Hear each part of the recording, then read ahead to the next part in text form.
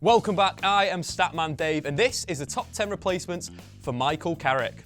Well, let's start at number 10, and I think I'm going to go with Daley Blind. The Dutchman has looked really good at centre-half and at left-back, and did play the start of his career at Ajax at defensive midfield, so he could come into the side replacing Michael Carrick in a ball-playing sense in terms of his forward passes to the attackers, to the likes of Paul Pogba, Anthony Martial and Henrik Mkhitaryan. The only thing though that I potentially lacks for Jose Mourinho, and that is his physicality. So he could be in there. He's got a lot better recently in terms of his positioning and his ability to win the ball back, but maybe he's not the right man, and that is why he's number 10.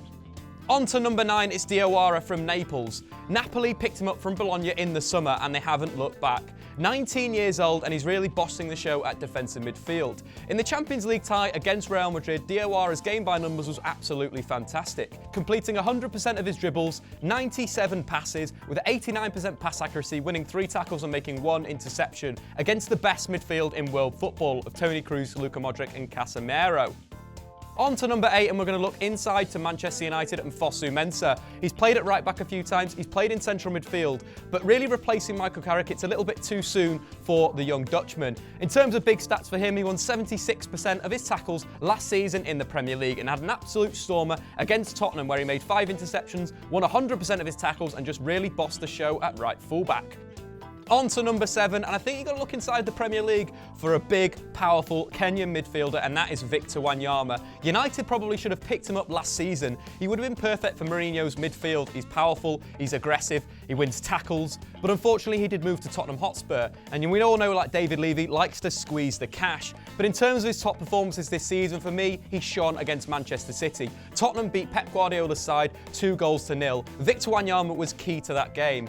What Spurs did in a defensive sense is they pressed in a 4-4-2 diamond, leaving Victor Wanyama one-on-one with David Silva. A big task for any defensive midfielder, but Victor Wanyama bossed that zone. He destroyed him in the tackle, made interceptions and just bullied him out of the game. The first goal, which was turned in by Kolarov following Eric Lamela cross, was all about Victor Wanyama winning the ball back, driving through midfield, playing a simple pass, and then the ball goes into the box and it's game over. But it all starts with a big interception, a big tackle from Victor Wanyama.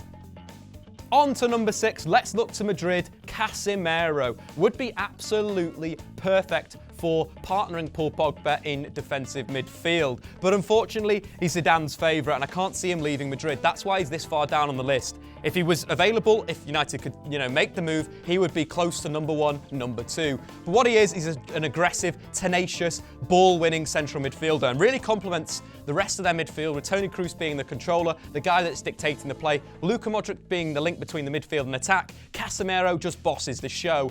In terms of accolades, obviously picking up the man of the match in the Champions League final against Atletico Madrid. Real sat a little bit deeper, played on the counter-attack, and Casemiro won tackles, made interceptions, and just bossed the show.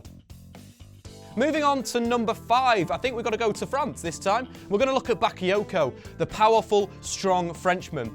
This season, Monaco have been one of the most exciting teams in Europe's top 5 leagues. They've scored more goals than any other side. What Bakayoko would give Manchester United in midfield is a sort of aggressive, shuttling central midfielder.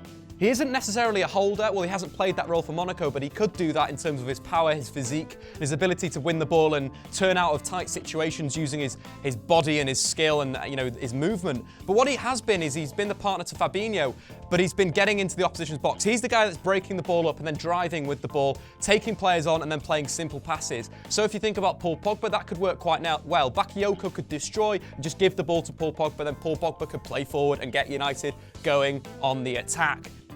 I think it's going to be Fabinho, Bakayoko's partner at Monaco. For me, Fabinho's the better out of the two. I like what he does on the ball, I like how he destroys, I like how he can cover the right fullback slot, and he's the holding midfielder. And I feel that's better suited to Paul Pogba, and of course, he plays on the right-hand side, not the left-hand side of a midfield pairing. Fabinho, in terms of the last few seasons, has really taken his game to the next level. He was at right back and was really good at getting forward, and now he's just the all-round destroying creative genius that's dictating the play over at Monaco that's made them so successful. I think this time, back to Madrid, we're going to look at Koke. United have been linked with Saul. Saul would make sense if United were looking for maybe a left winger, a right winger, more a tenacious attacking midfielder. If you want a defensive midfielder, you've got to look at Koke. Koke has sort of matured over the last few seasons. You go back to the Champions League final last season, where only Gabi completed more passes on the pitch than Koke. He really ran the show against Real Madrid. In terms of assists as well, he gave United a lot from the dead ball situation. Only Messi in the last 4 seasons has registered more assists in La Liga than the Spanish international Koke, and he's tenacious, he's aggressive, he's the perfect Mourinho player there to partner Paul Pogba and whoever's in Manchester United's midfield. On to number 2, a player that I've been a big fan of over the last few seasons. That's William Carvalho.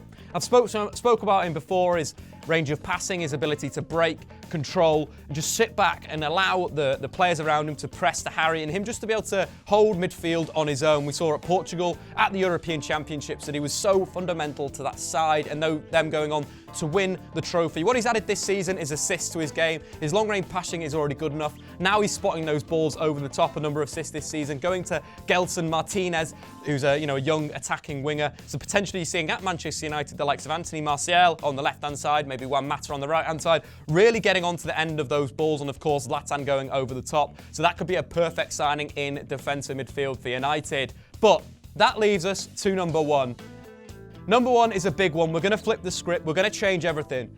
You can't replace your best players with the same player. That just doesn't work in football. You have to evolve the side and you have to move on. That's why the best replacement for Michael Carrick this summer is in fact Antoine Griezmann.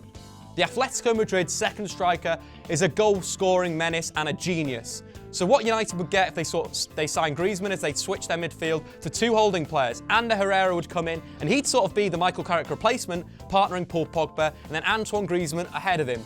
Griezmann scored 53 goals in 96 games in the Liga over the last 3 seasons since moving to Atletico. His chance conversion is at 24%. That is incredible. The elite players in European football go from 15% to 25%. So Griezmann is at the top of that band.